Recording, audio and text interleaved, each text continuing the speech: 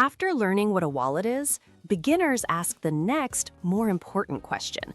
Where should I store my Bitcoins so it's safe?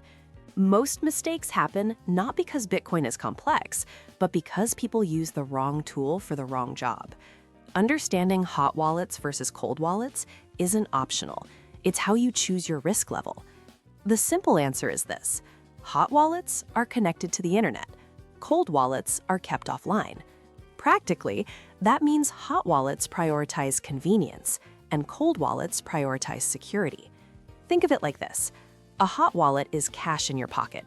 A cold wallet is money in a safe. You wouldn't carry your life savings in cash or lock 20 pounds in a vault. You match the tool to the amount.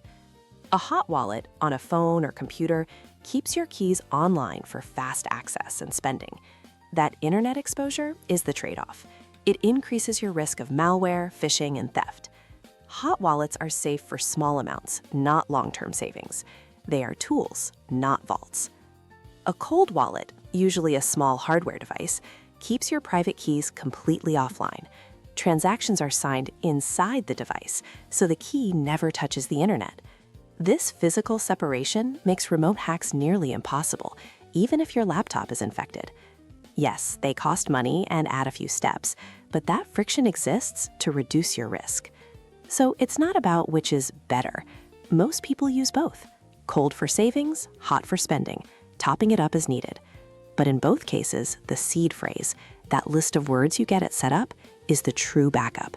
Lose it and your funds are gone forever. Understand this and you stop guessing. You start choosing.